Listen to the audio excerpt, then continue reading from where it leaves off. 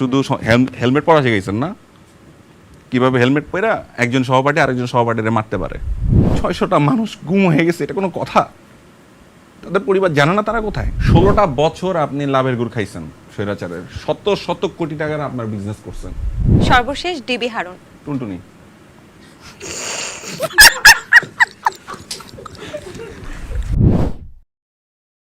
এই যে উত্তাল একটা সময় আমরা পার করলাম ছাত্র আন্দোলনের অভ্যুত্থানের মাধ্যমে, আপনি বলছেন যে কেউ কথা বলেছে কেউ কথা বলেনি, এমনটা কিন্তু আমরা বিভিন্ন জায়গায় দেখেছি এবং ছাত্রদের মধ্যে বা আমাদের ফলোয়ার্সদের মধ্যেও আমরা দেখেছি যে তারা বলেছে যে আপনারা মাঠে নামেন, আপনারা কেন আসছেন না, আপনাদেরকে তো সবাই চিনছে। তারপরেও কিন্তু অনেক মিডিয়া কর্মী, মিডিয়ার যারা আছেন যে নায়ক নায়িকা বা তারকা, তাদের অনেকেই নেমেছে, অনেকেই কিন্তু এই আন্দোলন নিয়ে কোনো কথা বলেনি। তো সেক্ষেত্রে এই যে বলছেন কে কথা বলেছে কে কথা বলেনি, তাহলে এটা কি এখন আমরা ধরে ধরে আইডেন্টিফাই করে তাদেরকে হেনস্থা করব বা তাদেরকে মানে আসলে কি হবে? না, এখানে হেনস্থার কিছু নাই, কিন্তু আপনি যখন শিল্পী, আপনি যখন বলবেন যে আমি শিল্পী, আমার দায়িত্ব আছে, তাহলে আপনার দায়িত্ব, কারণ আপনাকে লক্ষ লক্ষ মানুষ ফলো করে ভাই, এবং আপনাকে কোটি কোটি মানুষ ভালোবাসা দিয়ে ওই স্থানটা দিছে। কেন সাকিব আল হাসানের প্রতি মানুষ ক্ষেপে আছে বলেন তো? সাকিব আল হাসানের সবচেয়ে বড় ফ্যানদের মধ্যে আমি একজন, আমি নিজে দাবি করতাম। আমার কষ্টে বুক ফেটে গেছে, কিছু বলতেছে না কেন সাকিব, কিছু বলতেছে না কেন মাশরাফি? আমার ক্যাপ্টেন বাংলাদেশে কই? কষ্টে বুক ফাটে নাই আমাদের? খারাপ লাগে নাই আমাদের? কারণ এই জনগণই তাদেরকে বানাইছে, ওই জায়গাটা দিছে, তারা পারফরমেন্স করছে। একজন গুড অ্যাক্টর পারফরমেন্স না করে তো গুড অ্যাক্টর হইতে পারে না, কিন্তু তার কাজটা যদি জনগণই না দেখে তাহলে কেমনে সে গুড অ্যাক্টর হবে? ধরেন তাকে কে রিকগনাইজ করবে? নিজে নিজে আয়নার সামনে দাঁড়ালে হলে হবে? হবে তো না। তো জনগণ যখন বিপদে সমানে লাশ পড়তেছে, আপনারা তখন মুখে কি দিয়েছিলেন মুখের মধ্যে? আপনাদের বুক একটুও ফাটে নাই?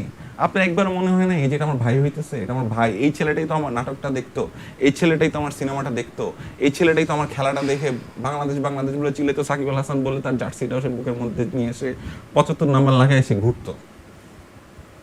একবারও কি ফিল হয় নাই আপনাদের? কেন মানুষের এত রাগ জানেন? এই জন্য যে তারাই ওনাকে বানাইছে, ওনাদেরকে তাদের এই জন্যই। এটা এখানে হেনস্থার কিচ্ছু নাই। মানুষের রাগ একটা সময় পর্যন্ত থাকবে, একটা সময় হয়তো রাগ থাকবে না, মানুষের ক্ষোভ একটা সময় নেমে যাবে আস্তে আস্তে, এটাই স্বাভাবিক। কিন্তু তারা তো ভয় পাচ্ছে যে এখন কথা বললে কি আমাকে ছাত্র জনতা মেনে নেবে? আপনারা প্ল্যান করেন যে দেশে কিভাবে কন্ট্রিবিউট করতে পারবেন। সময় তো শেষ হয়ে যাচ্ছে না, সময়টা তো আসবে, 2 মাস পরে এই রাগটা থাকবে না, এই রাগ ক্ষোভ কি মানে পুষে অনেকটা কমে যাবে। শুনেন, ছোট মুখে একটা বড় কথা বলি, সেটা হচ্ছে আহমেদ সফার একটা লাইন বলি যে বুদ্ধিজীবীদের যদি কথা শোনা হইতো তাহলে 1971 সালে দেশ স্বাধীন হতো না। কথাটা অনেকটা এরকমই ছিল ওনার কথাটা। তো কথাটা আসলে এটাই, বুঝেন? অনেক বুদ্ধিজীবীও দেখছি আমরা যে চ্যানেলে যে কান্নাকাটি দেখছি না আমরা, মানুষের কথা বলতেছে না, ব্যানার নিয়ে দাঁড়ায় চ্যানেল নিয়ে কান্নাকাটি করতেছে, ভিডিওতে এই স্মৃতি ছিল ওই স্মৃতি ছিল। আরে ভাই, তোমার গেটের বাইরের দিকে একটু তাকাও না, কতগুলা লাশ পড়ে রয়েছে, একটু কথা হবে না এই মুখে? কেন মানুষের রাগ হবে না বলেন? এটা কোন লেভেলের হিপোক্রেসি? মানুষের লাশের থেকে, মানুষের জীবনের থেকে কি একটা মেটেরিয়ালের পিলার বা একটা মেটেরিয়ালের কাজ বেশি দামি? এই যে বলছেন যে রাগ ক্ষোভ জনগণের মধ্যে বা ছাত্র জনতার মধ্যে হচ্ছে জন্মেছে, তো এই ছাত্র জনতার আন্দোলনের মাধ্যমে 15 বছরের স্বৈরাচারী সরকারের পতন হয়েছে। তো সেক্ষেত্রে তারপরেও এখন আমরা দেখতে পাচ্ছি যে খণ্ড খণ্ড কিছু আন্দোলন গড়ে উঠছে বিভিন্ন ইস্যুতে, কখনো বাহিনীরা আন্দোলন করছে, কখনো দেখতে পাচ্ছি যে অন্যান্য রিজনে, যে কোনো রিজনে কিন্তু এক দফা আলটিমেটাম। কি রিজন বলো? যেমন গতকালই যদি আমরা বলি যে লালবাগের থানায়ও কিন্তু একটা আন্দোলন হয়েছে, একটা মামলা। কেন হয়েছিল সেটা? হ্যাঁ, ডেফিনেটলি না, এটা বলি আমরা। হ্যাঁ, অবশ্যই বলেন। একজন ওসি 71টা গুলি খাওয়া একটা শহীদ ভাইয়ের মামলা নিচ্ছিল না, কারণ লাস্ট স্বৈরাচারীর নামে মামলাটা হতে যাচ্ছিল। আমি কিন্তু আন্দোলনের বিপক্ষে কথা বলছি না। কেন আমরা তুলবো না? কেন হবে না এটা? আমি বলতেছি না, আমি কিন্তু একবারও বলতেছি না রিভোল্ট করো, নেমে যাও, এটা করো, আমি এটা বলতে চাচ্ছি না। আমি বলতে চাচ্ছি একটা অন্যায় হইতে গেছিল, মানুষ যদি এখন কালেকটিভ ওয়েতে সবাই মিলে একত্র হয়ে একটা প্রতিবাদ জানায়, এটাকে আমি সমর্থন করব না। ডেফিনেটলি আমি প্রশ্নটা হ্যাঁ, শেষ বলেন করি এবার। যে এই যে খণ্ড খণ্ড কিছু আন্দোলন হচ্ছে, যেমন আমরা তার আগে দেখেছি যে সনাতন ধর্মাবলম্বী নিয়েও একটা আন্দোলন হয়েছে, যেটা কিন্তু এখন ইতিমধ্যে সর্ট আউট হয়ে গেছে। তো এই খণ্ড খণ্ড আন্দোলন যে আমরা করছি, সেই ক্ষেত্রে কি এটার কি সুফলটা আসবে, মানে নাকি এটা আন্দোলন ছাড়া কি কোনো সমাধান আমাদের বের করা উচিত না, নাকি আপনি কি মনে বাংলার করেন? মুসলমান, বাংলার হিন্দু, বাংলার বৌদ্ধ, বাংলার খ্রিস্টান, ডক্টর মোহাম্মদ ইউনূস স্যার একটা দারুণ কথা বলছে। স্যারের একটা কথা মাথায় রাখতে হবে, বলে মানুষ হিসেবে অধিকার চান সবাই মিলে। এই বাংলাদেশে, এই রাষ্ট্রে একজন মুসলমান, একজন হিন্দু, একজন বৌদ্ধ, একজন খ্রিস্টান বা অন্য যে কোনো ধর্মাবলম্বী যে কোনো মানুষের, যে কোনো চিন্তার, যে কোনো ধারণা পোষণ করার, যে কোনো মতাদর্শের মানুষের, যে কোনো বিলিভার, যে কোনো যার কোনো বিলিভ নাই সেই মানুষেরও নাগরিক হিসাবে একই অধিকার। Yunus sir such a positive person. আমি জানি না স্যারের না আমি স্যারের ইন্টারভিউগুলো অনেক আগে থেকেই তো আসলে স্যারের লেকচার্সগুলো বিভিন্ন ইউনিভার্সিটিগুলোতে শুনি। স্যার বিভিন্ন কনভোকেশনসে, বিভিন্ন জায়গায় অনেক বড় বড় ফোরামে ইন্টারভিউস দেন। কিন্তু স্যারের রিসেন্ট টাইমে এই মানুষটাকে যতই নেগেটিভ করে বলার চেষ্টা করা হোক, উনি সবসময় পজিটিভ উত্তরটা দেন। একটা ওয়ার্ড তার কনভারসেশনের ভিতরে নেগেটিভকে খুঁজে পাবে না। আচ্ছা, আমরা না ওই জিনিসটা একটু কোপ আপ করার চেষ্টা করি না প্লিজ। মানে আমরা ইন্ডিভিজুয়ালি এভাবে চিন্তা না করে আমরা সবাই মিলে একটা সাথে চিন্তা করি যে আমরা পজিটিভ জিনিসগুলা নিব। আমি অ্যাজ এ ইন্ডিভিজুয়ালি বললাম এবার, আমি অনেক কিছু শিখতে চাই না, যেমন অনেক সময় অধৈর্য হয়ে যাই, একটু টেম্পারমেন্টের ইস্যু থাকতে পারে, ছোটখাটো টুকটাক আছে, কিন্তু এখন আমি চেষ্টা করব স্যারকে দেখে কীভাবে উনি খাইসা এসে কুল কথা বলে উনাকে নকল করার চেষ্টা করব। এই যে অধৈর্য হয়ে যাওয়ার একটা ব্যাপার বললেন, যে এখন কিন্তু মানুষ অনেকটা অধৈর্য হয়ে যাচ্ছে। ফেসবুকেও দেখা যাচ্ছে যে কিছু হলেই বা যে কোনো একটা সিচুয়েশন নিয়েই বলছে যে এমন স্বাধীনতা কি আমরা চেয়েছিলাম। তো সেক্ষেত্রে এই ব্যাপারটা আপনারা কি বলবেন? যেমন কিছু ঘটনা যদি আমি আপনাকে একটু উদাহরণ দিই, যেমন গণভবনে যখন লুটপাট হলো তখন এরকম স্ট্যাটাস আমরা অনেকের পক্ষ থেকেই দেখেছিলাম।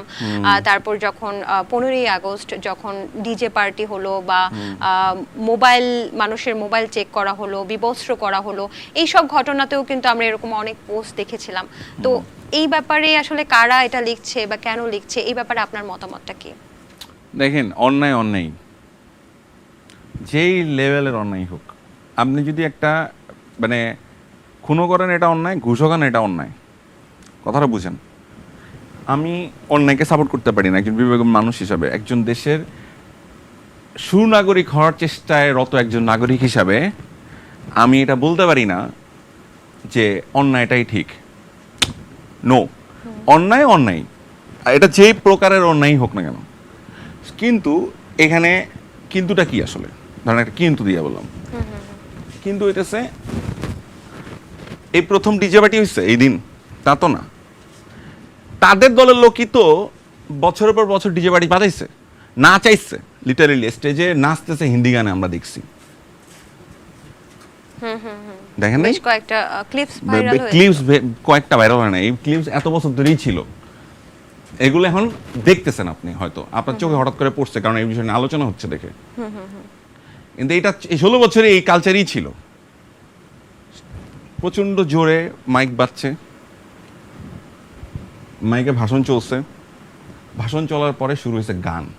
এটা কোন এলাকায় ঘটে নাই বলেন তো? গানের পর গান, হিন্দি গান, বাংলা গান, ইংলিশ গান। কোনো মা বাবা আছে গানের? মানে আমি একটা গান তো আমার মনে আছে, আমি দেবের একটা গান আছে হিন্দি গান, হ্যাঁ বাংলা গান, কলকাতার দেবের, এই যে পাগলু পাগলু, পাগলু গান আমি মুখস্থ করে ফেলেছি ওই দিন, বাজাইতে বাজাইতে মুখস্থ করে ফেলাইছে আমাদের। আচ্ছা, সো এখন আপনি বিষয়টা হলো ইন্টেনশন যদি আপনার থাকে যে আমি সব কিছুতে ধরবো, হ্যাঁ এটা হলো কেন, ওইটা নড়লি কেন, এটা নড়লি কেন, 16 বছর ধরেন নাই? 16 বছর কই ছিলেন আপনি? 16 বছর কোথায় ছিলেন? ঠিক করলেন না কেন? এই কালচারটা, এই যে পচা কালচারটা ক্রিয়েট করে গেছেন আপনারা, যে আবর্জনাটা দিয়ে গেছেন, এই শীটটা ঠিক করেন নাই কেন? 16 বছর কি শিখাইলেন বাচ্চাদেরকে? কি শিখাইলেন জেনারেশনকে? কি পড়াইলেন পাঠ্য বইতে? কি পড়াইলেন? আদব কায়দা কি শিখাইলেন? শুধু হেলমেট পরা শিখাইছেন না? কিভাবে হেলমেট পরা একজন সহপাঠী আরেকজন সহপাঠীরে মারতে পারে, কেমনে ব্যাটিং করা উচিত, স্ট্রেট ড্রাইভ, লং ড্রাইভ, তাই না? এই তো তাইলে বলেন তো এই কালচার আসছে কই থেকে? এটা কি রাতারাতি জুলাই মাসের পরে আগস্ট মাসে এসে এটা ঘটছে? এটা কি 1 মাসের ঘটনা? এটা এত বছরের ঘটনা, এত বছরের কালচারাল ক্রাইসিসের ঘটনা, এত বছর ম্যানারিজম ক্রাইসিসের ঘটনা, এত বছর এডুকেশনাল ক্রাইসিসের ঘটনা। এবং সম্প্রতি যেটা দেখা যায় যে এম সাখাওয়াত হোসেনকে যখন পদ পরিবর্তন করা হলো স্বরাষ্ট্র উপদেষ্টা, এটা নিয়েও কিন্তু অনেকে কথা বলছে। এটা নিয়ে কি আপনি কথা তো বলতে চান? সাখাওয়াত হোসেনের কোনো ওনার প্রবলেম নাই, কিন্তু কিছু- স্যারের কোনো সমস্যা নাই, আমি কিছু স্যারের কথা বক্তব্য বলতেছি। ভাইরাল হয়েছিল। স্যারের কোনো সমস্যা নাই, আপনার সমস্যা কোথায় বা আমার সমস্যা কোথায়?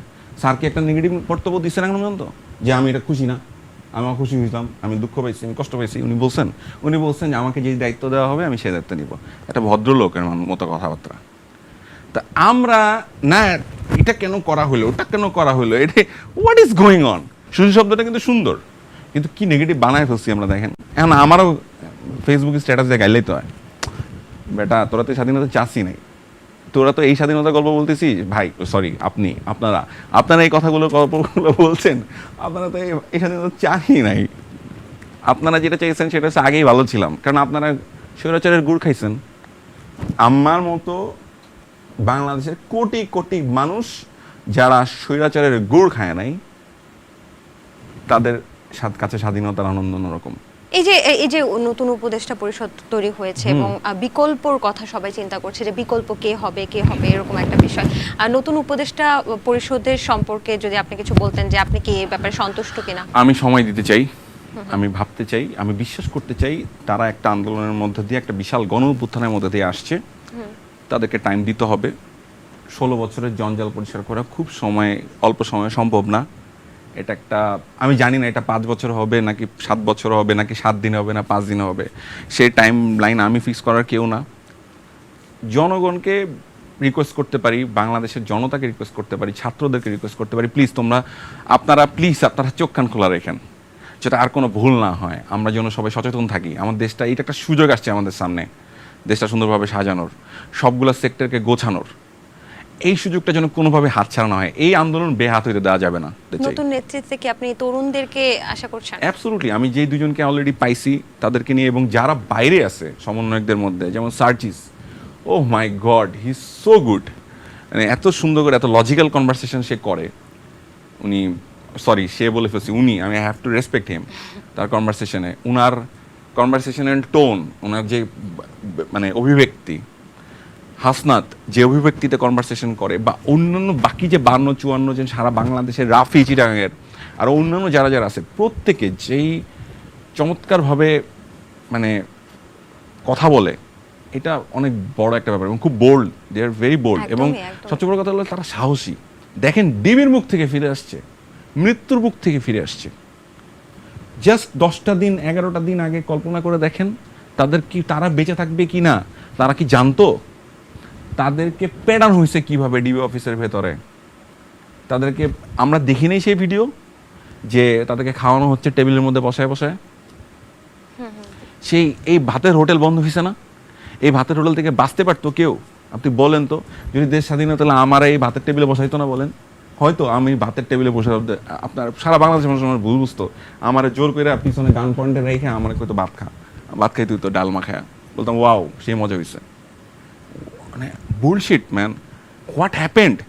এই যে বেঁচে আসছে, আমি যে যাতে কথা বলতেছিলাম, আমাদের সমন্বয়করা, এই যে সাইন ল্যাঙ্গুয়েজ দিয়ে যে কেউ দিতে পারে, এটা আমি এক্স্যাক্টলি টার্মসটা ভুলে গেছি, যে ভিডিওটাতে তারা করলো, যে পড়তেছিল লুঙ্গির উপরে, তাকে মেরে নাহিদকে ওই যে উপরে দিয়ে paper, oh my god, I can't even imagine. মানে এইখান থেকে দেখাইতেছে সার্জিস আমার পিস্তল ধরা, আরেকজন কোড দিচ্ছে পা দিয়ে। This kind of brilliant there, underestimate করার কোনো ওয়ে নাই। ওদেরকে আন্ডার এস্টিমেট করা যাবে না, দে আর টু মাচ ব্রিলিয়েন্ট। আমি হইলে কি করতাম জানি না, আমি ইয়ানফসি আল্লাহর কাছে হয়তো বলতাম, আল্লাহ জানি না তুমি বেস্তি দিবা না দোজকে দিবা, ভালো রেখো, যদি একটু মাপ টাপ করে দাও তাহলে ভালো, হয়তো এটাই বলতাম। কিন্তু তারা কি করছে? না, we have to send the codes, we have to send the things to the people. মানুষ বুঝে নিবে, মানুষ বুঝে নিচ্ছে। কিন্তু তারা যে সাইন ল্যাঙ্গুয়েজ দিয়ে কোড ল্যাঙ্গুয়েজ ক্রিয়েট করে, তারা ওই সংবাদ সম্মেলনে কে কবে দেখছিল বাংলাদেশের ছেলেরা এত স্মার্ট? যদিও সমন্বয়কদেরকে জিজ্ঞেস করার পরে তারা কিন্তু বলেছে যে আমরা এই ব্যাপারে ক্লিয়ার করতে চাই না। বলছে, আমি যদি বলি এটা একটা স্ট্র্যাটেজিক্যাল আনসার, কথার কথা, সব স্ট্র্যাটেজিক্যাল আনসার কি সব যোদ্ধারা বলবে আমি এভাবে এই পথে পথে পথে পথে যে আমি যুদ্ধ করছি? আয়না ঘর অনেকে বলছে যে, অনেকে বলছে না এটা অবশ্যই মানবাধিকার লঙ্ঘন। তো এখান থেকে বলা যায় একটা রিপোর্টে কিন্তু এরকম আসছে যে 600-রও অধিক হচ্ছে এখন পর্যন্ত গুম আছে, তাদের মধ্যে মাত্র 5 কি 7 জন বের হয়েছে। তো এই বাকিরা কোথায়? এদেরকে বের করার জন্য বা কিছু আসলে এই ব্যাপারে আপনার কি মতামত একটু আমাদেরকে যদি জানাতেন। আমি জিনিসটা এভাবে চিন্তা করি যে ওখানে আমি হতে পারতাম গুমের অংশ, তাহলে আমার বাবা এবং মার উপর দিয়ে কি যেত? আমার মা ইন্তেকাল করছে, আমার আম্মাকে হয়তো আমাকে ধরে নিয়ে গেলে এই কষ্টটা দেখতে হইতো না, কিন্তু আমার ভাই, আমার আত্মীয় স্বজন, তাদের কি দেখতে হইতো? আমার বন্ধু বান্ধবরা কীভাবে খুঁজতো আমাকে? আমি এভাবে ভাবি যে আমার ছোট ভাইকে ধরে নিয়ে গেলে কি হইতো, আমার বাবাকে ধরে নিয়ে গেলে কি হইতো। আমি যখনই ওই জায়গাটায় আমার পরিবার আমাকে কল্পনা করি, আমি ঠিক থাকতে পারি না। কিভাবে সম্ভব বলেন? কোনো বিচার নাই, কিছু নাই, ইচ্ছা মতো যা ইচ্ছা রায় লেখা হয়েছে এত বছর ধরে, যাকে খুশি তখন তাকে ইয়া করছে। আপনি এমন প্রশ্ন করতেছেন, ধন্যবাদ প্রশ্নগুলোর জন্য, কিন্তু হয়ে যাচ্ছে কি, মানে গলা আটকে যায়, আসলে ভিতরে কণ্ঠস্বর আটকায় যায়, যে কি বলবো যাই না, আসলে কি আনবিলিভেবল। এই দেশে এগুলা ঘটছে, যে আমি মরলাম না কেন, আমাকে এই দেশে কেন এটা ঘটলো, মানে আমি জানি না এটা কিভাবে সম্ভব। 600টা মানুষ গুম হয়ে গেছে, এটা কোনো কথা? তাদের পরিবার জানে না তারা কোথায়? আপনি ওই মেয়েটার কান্না দেখছেন, যে ছোট মেয়েটা তার বাবার কথা বলে বারবার চিৎকার।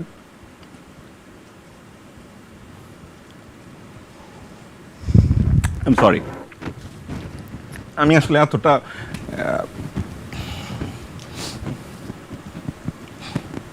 ক্যাম্পাসে ছাত্র রাজনীতি কিন্তু অনেক জায়গায় নিষিদ্ধ করা হচ্ছে। এই ছাত্র রাজনীতি কি আসলে থাকা উচিত কি উচিত না, আপনার মতামত কি?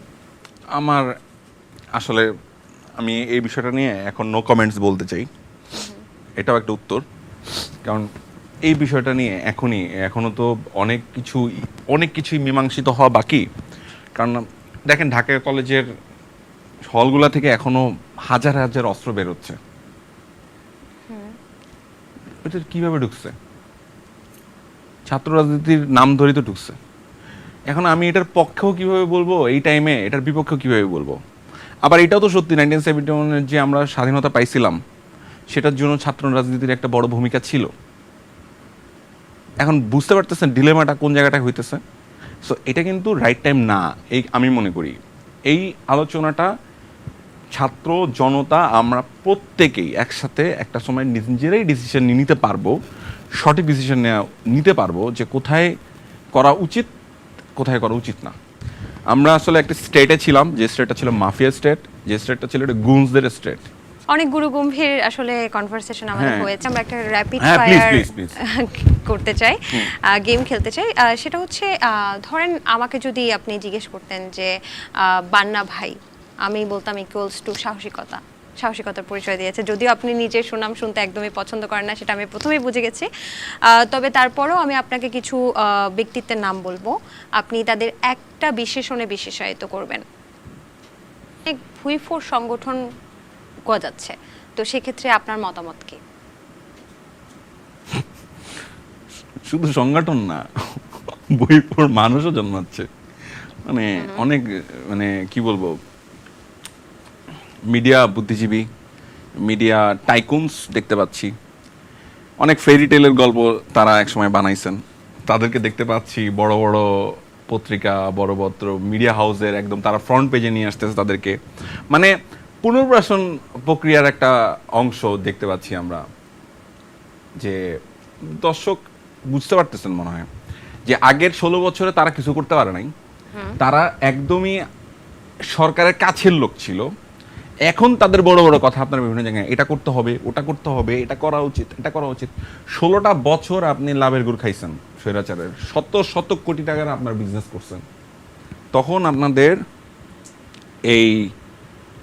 এইটা করতে হবে, ওইটা করতে হবে, এটা দরকার, ওটা দরকার কই ছিল? যেটা বলতেছেন সেটা কিন্তু প্রয়োজন আছে, আমি বলতেছি না যেটা বলতেছেন সেটা অপ্রয়োজনীয়, সেটা অবশ্যই প্রয়োজন আছে, কিন্তু এত বছর ধরে তো আপনি একদম গভর্নমেন্টের কাছে ছিলেন, আমরা তো দেখছি।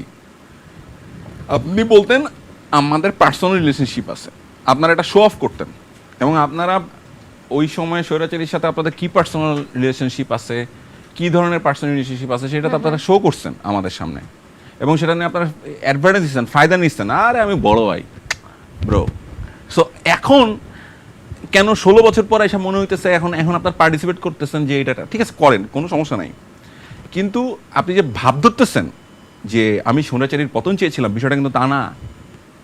বিষয়টা হলো যে আপনি যে ভণ্ডামি করতেছেন এটা কিন্তু আমরা দেখতেছি, এবং আপনি এখন হয়তো আপনার নাম বলতেছি না, কিন্তু আপনি যদি বাধ্য করেন, আপনারা যদি বাধ্য করেন, আমার মতো আরও শত শত ছেলে আছে এই মিডিয়াতে পরোক্ষ এবং প্রত্যক্ষভাবে কাজ করে, তারা আপনাদের নাম বলা শুরু করবে। এখনও সাবধান হন, তবা করেন সুন্দর করে করে ভদ্রভাবে সুন্দরভাবে সাধু সাজার চেষ্টা করেন না, হিরো হওয়ার চেষ্টা করেন না, ডাউন থাকেন, সত্যি কথাটা বলেন, সুন্দর করে কথাটা বলেন, অনেস্ট কথাটা বলেন, আমরা ট্রাই করবো আপনাদেরকে হেল্প করতে। কিন্তু যদি হিরো হওয়ার ট্রাই করেন না, তাহলে এটা কিন্তু ভালো হবে না। এখানে কেউ হিরো হওয়ার সুযোগ নেই। এখানে বারবার বলছি, হিরো কারা? হিরো হচ্ছে ওই জেনারেশন, দিস জেনারেশন। হিরো হচ্ছে আমাদের মুগ্ধ ভাইরা, আমাদের আবরার ফাহাদ ভাইরা, আমাদের সাইদ ভাইরা, আমাদের বোনেরা, আমাদের ভাইয়েরা যারা আজকে পৃথিবীতে নাই, আমাদের ফারহানেরা যারা পৃথিবীতে নাই, এবং যারা এখনো মৃত্যুর সাথে পাঞ্জা লড়ছে। কেউ পঙ্গু হয়ে গেছে, কেউ অন্ধ হয়ে গেছে, কেউ কানে শুনতে পায় না, কারো পা নাই, কারো হাত নাই। They are the heroes, we are nothing. আমরা তাদের সামনে কিচ্ছু না। সো ওই হিরোদের পাশে আপনি যদি নিজেরা দাঁড় করানোর চেষ্টা করেন না ভাইয়া, দিস ইজ ভেরি স্যাড। আপনার জন্য আসলে করোনা হয়, এজ বেশি কিছু না ভাইয়া, বড় ভাই কইলেন না এগুলো আপনারা। এত বছর ধরে, 16 বছর ধরে যেই মানুষগুলো এতটা চরম খারাপ সময়ের মধ্যে দেশ থেকে হোক দেশের বাইরে থেকে হোক, বুঝতে হবে কিন্তু দেশের বাইরে থেকেও কিন্তু অনেক মানুষ ফাইট করছে, অনেক প্রবাসী ফাইট করছে, এবং তাদের কথায় আমরা জেগেছিলাম, আমরা ঘুমাই নাই।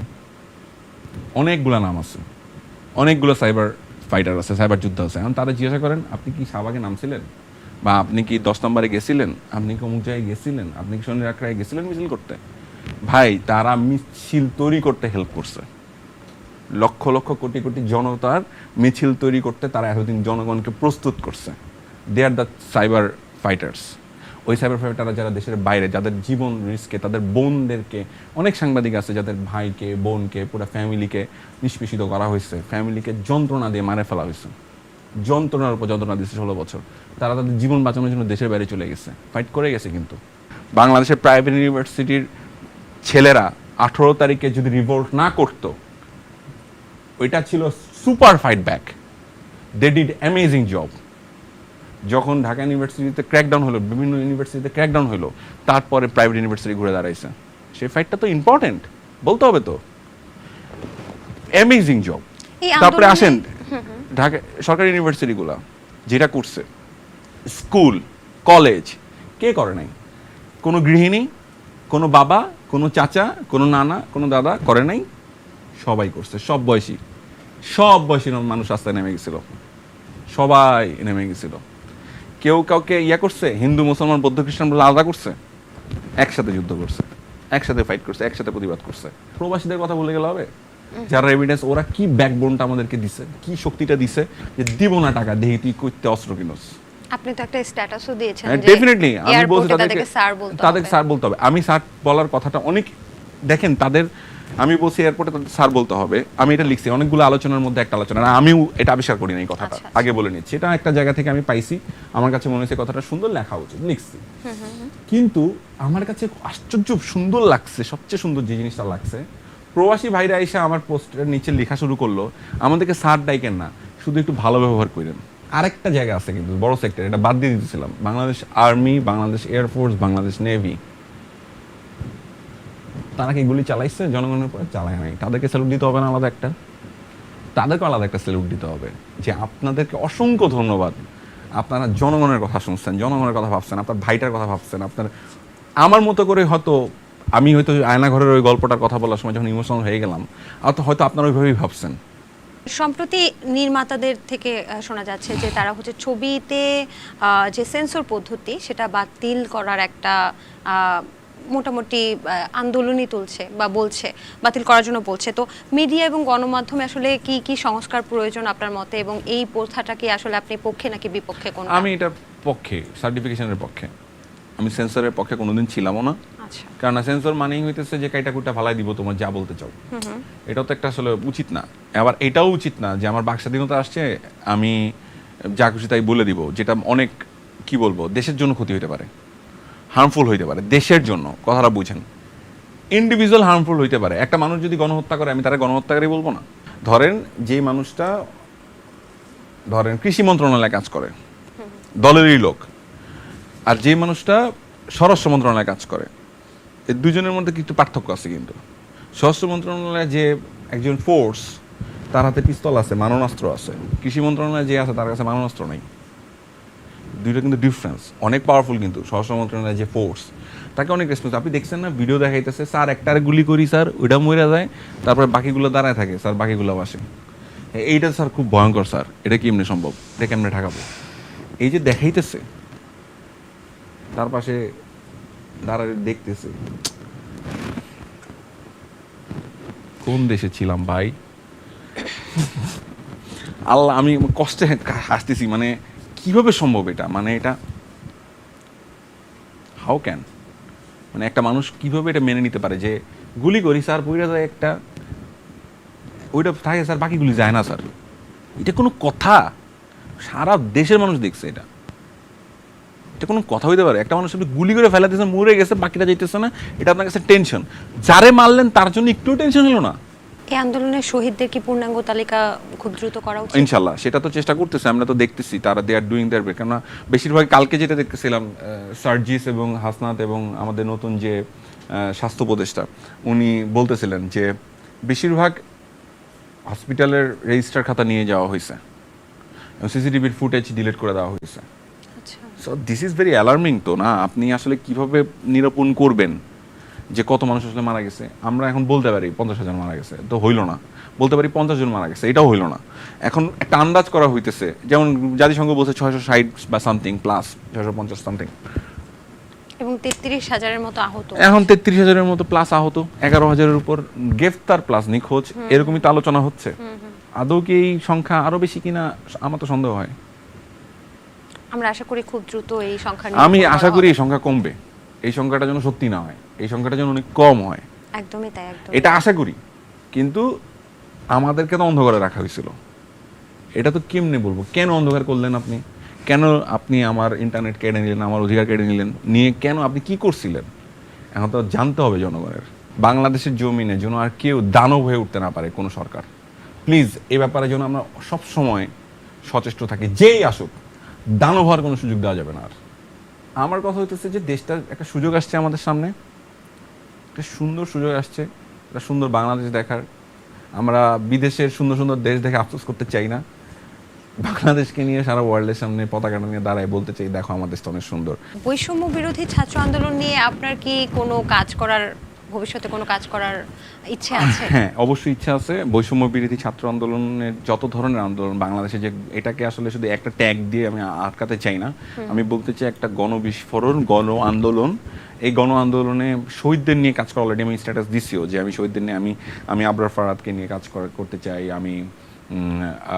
আমি মুগ্ধকে নিয়ে কাজ করতে চাই, আমি সাইদ ভাইকে নিয়ে কাজ করতে চাই, আমি ফারহানদেরকে নিয়ে কাজ করতে চাই।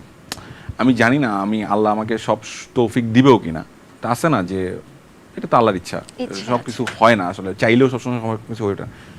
সিচুয়েশনের উপর ডিপেন্ড করে, আমার সুস্থতার উপরে, আমার মানসিক অবস্থানের উপরে, আমার পারিবারিক অবস্থানের উপর, অনেক কিছু পারিপার্শ্বিক অনেক কিছুর উপর নির্ভর করে। কিন্তু সিনেমাটা যদি বানাই, মানে যেই সিনেমাই বানাই, আমি সিনেমাটা বানাতে চাই এমনভাবে যাতে মানুষ ইতিহাসের একটা দলিল হয়ে থাকে, যে অ্যাকচুয়ালি মিথ্যা না, অ্যাকচুয়ালি বাড়ায় চারায় বলবো না। কেন বাড়ায় চারা বলার প্রয়োজন নাই, যা ঘটছে যেটা যদি দেখাইতে পারি ঠিকঠাক মতো, কিছুটাও যদি সত্যটাই দেখাইতে পারি, তাইলেই ইনাফ আমার কাছে মনে হয়। একটা দলিল বানাইতে চাই, এমন কিছু করতে চাই যেটাতে মানুষের আসলে পরবর্তী জেনারেশনে এসে দেখে বলবে, যেমন কথার কথা আমি বলতেছি, জহির রায়হানের সিনেমাগুলো আমরা যখন দেখি, আমরা তো ওইটাকে দলিল হিসাবে কাউন্ট করি, মুক্তিযুদ্ধ দলিল হিসাবে। স্টপ জেনোসাইড দেখে আমরা দলিল হিসাবে কাউন্ট করি না? সো এরকম দলিল যদি করতে পারি, আল্লাহ যদি সেই ক্ষমতা দেয়, শক্তি সামর্থ্য এবং সেই মানসিক দৃঢ়তা দেয়, তাইলে হয়তো করব, অবশ্যই করতে চাই। দেশের জন্য কিছু করতে চাই যেখানে আসলে ইতিহাসটা সংরক্ষিত থাকবে। সেটা আমাদের 1971-এর মহান মুক্তিযুদ্ধ, সেটা 2024-এর দ্বিতীয় মুক্তিযুদ্ধ, যাই বলেন, সব জায়গাতেই আসলে কন্ট্রিবিউট করতে চাই। আমরাও চাই আপনি নতুন নতুন সুন্দর সুন্দর কাজ আমাদেরকে থ্যাংক ইউ উপহার ভেরি দিন। মাচ। দর্শক, এই ছিল দ্য টক রুমের আজকের আয়োজন। আগামী পর্বে আবারও কোনো নতুন অতিথি নিয়ে আমরা কিন্তু হাজির হব। সে পর্যন্ত ভালো থাকুন, সুস্থ থাকুন, খোদা হাফেজ।